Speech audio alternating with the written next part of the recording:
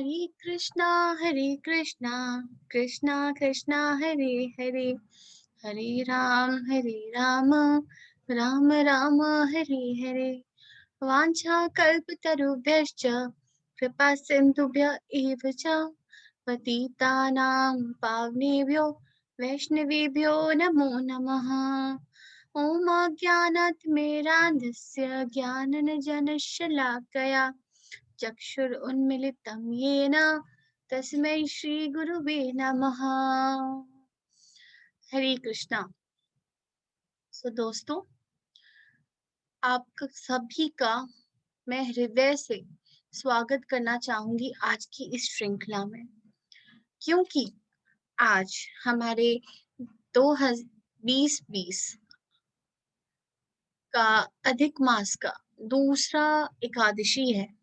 इस पर हमने सोचा कि आज आपको भगवान की पुरुषोत्तम योग की महिमा की दर्शन कराया जाए, उनसे अवगत कराया जाए, और इसी पर हम आज चर्चा करने वाले हैं। तो आज हम देखेंगे भगवत गीता का 15वां अध्याय का प्रथम श्लोक, और उसका हम अर्थ समझने की कोशिश करेंगे।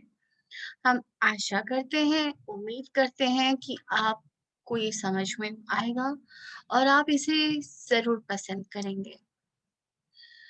तो ये श्लोक है जिसकी शुरुआत भगवान ने की है। अगर भगवत गीता के आप श्लोकों को देखेंगे तो हम जानते हैं कि अध्याय 9 से लेकर अध्याय 15वां तक भगवत गीता का मेन सार है, जिसमें भगवान ने अपनी भगवत्ता को प्रदर्शित किया है। 15वां अध्याय एक वैसा अध्याय है जहां अर्जुन के कोई प्रश्न नहीं है। यहाँ जो भी कहा है स्वयं परमात्मा श्री कृष्ण भगवान ने अपने श्री मुख से अपनी चर्चा के विषय में कहा है, अपने बारे में बताया है। इस योग को, इस अध्याय को पुरुषोत्तम योग भी कहा जाता है। और हम सब जानते हैं क्योंकि ये पुरुषोत्तम मास चल रहा है, अधिक मास चल रहा है, इस महीने में हम पुरुषोत्तम योग अध्याय का रेसाइटेशन या वाचन करते हैं। दूसरे शब्दों में यहाँ पुरुषोत्तम योग में केवल 20 श्लोक हमें मिलते हैं।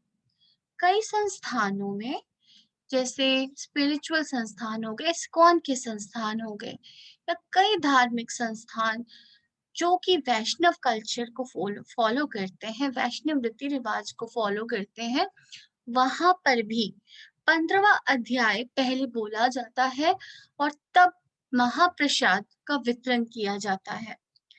आइए हम सब समझने की कोशिश करें। ये है प्रथम श्लोक। मैं श्री जी के चरणों में नतमस्तक हो आप सबके समक्ष ये भेंट प्रस्तुति कर रही हूँ। श्री भगवान उवाच ऊर्ध्वमूलमधः शाखम् अश्वत्थं प्राहुरव्यम् छन्दांसि यस्य पर्णानि यस्तमवेद स वेदवित्। हरे कृष्णा। चलिए इसका हम ट्रांसलेशन देख लेते हैं। पहले मैं इसे इंग्लिश में पढ़ूंगी और फिर मैं आपके लिए हिंदी अनुवाद प्रस्तुत करूंगी।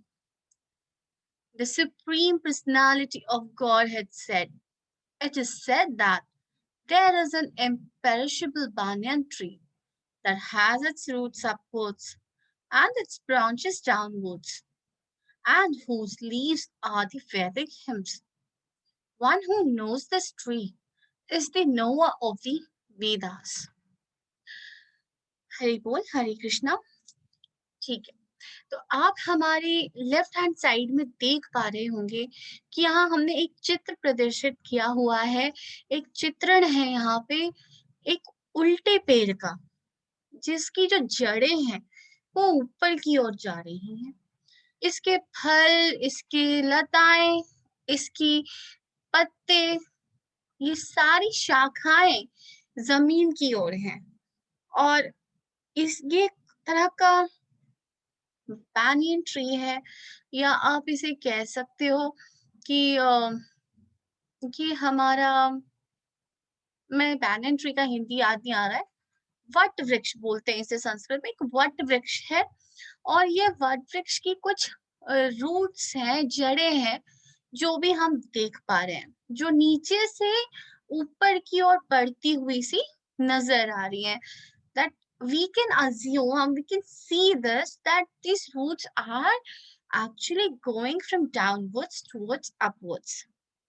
Now what kind of tree is this, and what Lord is trying to say from this first shloka? हमारे श्री कृष्ण भगवान, हमारे परम पुरुष क्या कह रहे हैं?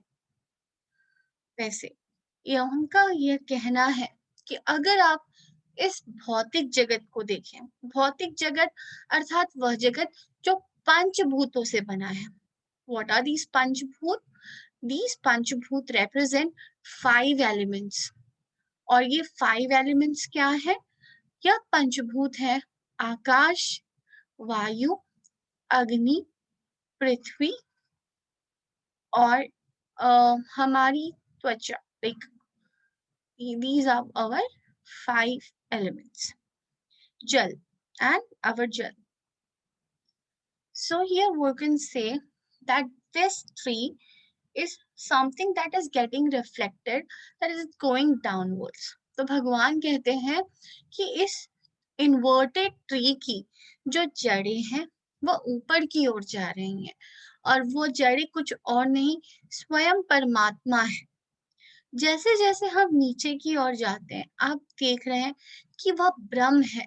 यह ब्रह्म का उद्गम स्वयं हमारे श्री नारायण के नाभि कमल से उद्गम हुआ है।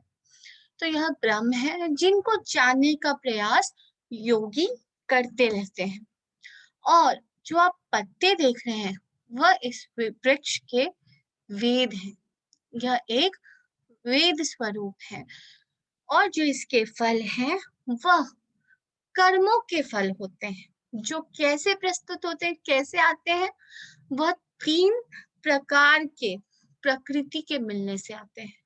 यह प्रकृति होती है सात्विक, राजसिक और तामसिक। जब हम कोई कार्य, अच्छा कार्य करते हैं जो कि ब्रह्म को जानने की ओर होता है, जो कि हम बिल्कुल शुद्ध मन से करते हैं, वह कार्य सात्विक होता है। राजसिक कार्य हम आम तौर पर हर दिन करते हैं, उसमें परोपकार की भावना निहित होती है या खुद के प्रोग्रेस की भावना रहती है। खुद का प्रोग्रेस सोचना कोई गलत बात नहीं है, वह एक राजसिक कार्य है। और तामसिक, तामसिक इन दोनों का उल्टा होता है।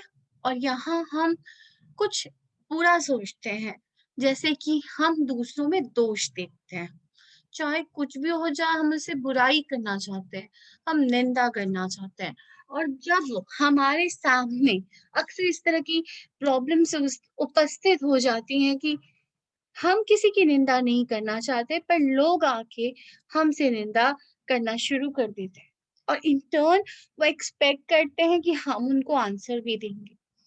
ऐसे में कई बार ऐसा होता है that we don't want to participate, but unnecessarily we become the part of it।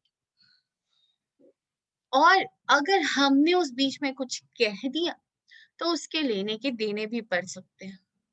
तो यह सब फ्रूट्स जो हैं वह इन 3 गुणों को, प्रकृति के गुणों की वजह से आते हैं। तो अब द क्वेश्चन कम्स कि ये इस टाइप का पेड़ तो हमने कभी नहीं देखा हमारे भौतिक जगत में, फिर ये पेड़ की बात कैसे हमारे प्रभु कर सकते हैं? तो यह भी बहुत इंटरेस्टिंग है आपको जानने के लिए, that this is an inverted tree and it's simply a reflection, as in reflection, छाया। मतलब कैसे? देखिए, छाया, अगर आप मान लीजिए कोई नदी है और नदी के किनारे एक सुंदर वट वृक्ष या कोई भी वृक्ष, हम मान लेते हैं आम का वृक्ष, बट क्योंकि भगवान जी ने वट वृक्ष का एग्जाम्पल लिया तो हम भी वट वृक्ष कंसिडर कर रहे हैं। एक सुंदर वट वृक्ष है और वह वृक्ष चुपचाप नदी किनारे खड़ा है। अगर आप नदी के दूसरी ओर जाके देखेंगे तो आपको उस वट वृक्ष की छाया साफ साफ नदी में नजर आएगी और आपको वह पेड़ कैसा दिखेगा? उल्टा। बस अब आप समझ गए, यही तो है वो पॉइंट। ये इन्वर्टेड ट्री जो है वह एक ऐसा पेड़ है जो कि भौतिक जगत में छाया रूप है, यह वास्तविक नहीं है। जो वास्तविक पेड़ है वो स्पिरिचुअल वर्ल्ड में है, जो कि हमें साक्षात परम पुरुष परमात्मा का साक्षात्कार कराती है। तो एक योगी को, एक पुरुष को यह चाहिए कि वह इस माया को, जो जड़ें आप देख रही हैं या देख रहे हैं, जो कि ऐसा लग रहा है कि नीचे से ऊपर की ओर जा रही हैं, वह हमारे सकाम कर्मों के जड़ें हैं, जो हमें हमेशा बांध कर रखती हैं माया से और इसी दुनिया में हमें उलझाए रखती हैं। हमारे पास अनेक प्रकार के प्रपंच होते हैं, हम हमेशा उलझे हुए रहते हैं, हम सवालों के जवाब ढूंढते रहते हैं और जब हमें सवालों के जवाब मिल जाते हैं तो हमारे सवाल ही बदल जाया करते हैं। तो वही कुछ यहाँ होता है। अगर यह शरीर छूट जाए तो क्या? यह शरीर छूटने के बाद इस शरीर में जो बैठी आत्मा है वह दूसरा शरीर ढूंढती है और आपको पता है वह अपने साथ आत्म बुद्धि लेकर दूसरे शरीर में प्रवेश करती है। अर्थात उसके कुछ पिछले जन्म के संस्कार उसके दूसरे शरीर में जब वो प्रविष्ट करती है तो वहां भी उसे मिलते हैं। अब यह तो हम नहीं जानते कि उसे मनुष्य रूपी शरीर मिलेगा या कौन सा शरीर, पर इस तरह से वो हर जन्मों में कुछ ना कुछ कैरी फॉरवर्ड करती है और इस तरह से एक आत्मा न जाने कितने जन्म लेती है, कितने जन्म लेती है। तो इसलिए it is very much require कि मनुष्य अपनी आत्म बुद्धि से, अपने प्रयत्न से इस पेड़ को काट गिराए। एक बार वह इस पेड़ के जाल से निकल जाएगा तब वह दोबारा इसके पास नहीं आएगा, अर्थात उसे दोबारा भौतिक जगत में आना ही नहीं पड़ेगा। वह अपने परम पुरुष परमात्मा की ओर जाने लगेगा, की निकट जाने लगेगा। तो इसी के साथ हमारा 15.1 भगवत गीता प्रथम 15वां अध्याय का प्रथम श्लोक समाप्त हुआ। धन्यवाद।